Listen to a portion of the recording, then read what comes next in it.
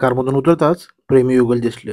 काय मग? कारच्या बाहेर येऊन लगेच व्हिडिओ ऑन केला आणि सगळ्या एरियाला आपण स्कॅन करत निघालो. पूर्ण एरियाचं व्हिडिओ शूटिंग झाल्यानंतर एक सेल्फी मोडमध्ये टर्न करून स्वतःचा व्हिडिओ घ्यायला सुरुवात केली. स्वतःचा व्हिडिओ घेत घेत म्हणलं एक स्मॉलमध्ये वॉक काढ रे भावा आपलं स्लो मोशनमध्ये. स्लो मोशनचं वॉक करून झाल्यावर थोडं वॉकला निघालो. म्हणलं थोडं खाऊया. इथं बसायला म्हणलं तर सगळी गर्दी. थोडंसं पुढं गेलो तर तिथे एक ताई होत्या. त्या वाऱ्याच्या दिशेने बॉटल फेकत होत्या आणि चेक करत होत्या परत येते का. असं करत करत इथं कचरा जमलाय. एवढा कचरा की आता तुम्हाला काय सांगू.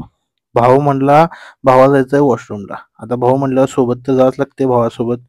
मग आम्ही गेलो वॉशरूमला. आता तिकडे वॉशरूमला गेल्यानंतर तुम्हाला सांगतो एवढी घाण घाण घाण सगळीकडे घाण. जिथे बघेल तिथपर्यंत घाण.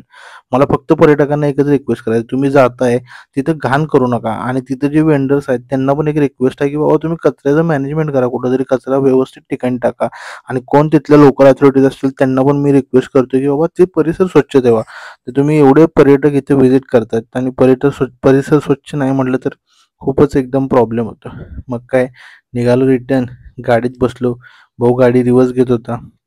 थोडं पुढे गेलो इथं सेल्फीचा खेळ चालू होता. सगळे मोबाईल घेऊन सेल्फी व्हिडिओ कॉल. सगळे परिजनांना सांगत आम्ही इथं आलोय, पाऊस पडतोय, वारा वादळ सगळा धिंगाणा चालू. आता इथं चिल्ल्या पिल्ल्याला घेऊन पण लोक आले होते. थोडं पुढे गेलो. राजस्थानचा राजा आम्हाला दिसला. आता त्या बिचाऱ्या वाळवंटातल्या प्राण्यातला इथं पावसात आणून इथंवर फेऱ्या मारायला लागलेत लोक. लोक काय करतील याचा नेम नाही. ठीक आहे. पार्किंग कंट्रोल करण्यासाठी पण इथं यांची लोक आहेत. आता हे फेरीवाला बिचारा त्या उंटाला घेऊन एकदम थंड वाऱ्यात इथं लोक चक्रा मारायचे. थोडं पुढं पुढं जसं जसं गेलं. आता एक्झिट पॉईंटकडे आम्हाला निघायचं होतं. रस्ता बिस्ता इथं काही मेंटेन केलेलं नाही. खरं निघताना असं कळलं आम्हाला की इथं पार्किंगचे चार्जेस लोक घेत आहेत. ठीक आहे. उंटाला टाटा बाय बाय करून आम्ही पुढे निघालो. पुढे निघताना आम्ही ते बसण्याचं ठिकाण बघितलं. रस्ता खूपच इथं जरासा खराब आहे. असं करत करत थोडं पुढे गेलो. आम्ही शेवटी पोहोचलो एंडला, जिथून आम्हाला आता बाहेर निघायचं होतं. आता तुम्ही बघितला तर एवढं धुकं साठलं होतं आणि पाऊस पण खूप जास्त होता. व्हिजिबिलिटी काहीच नव्हती समोर पण. आणि लोक तिथं काय सांगू आता तुम्हाला. म्हणलं थोडा आता डान्स ये. त्यानंतर पुढे गेलो. त्या कमानीपाशीच तुम्हाला दाखवली ती कमान, त्याच कमानीपाशी आलो.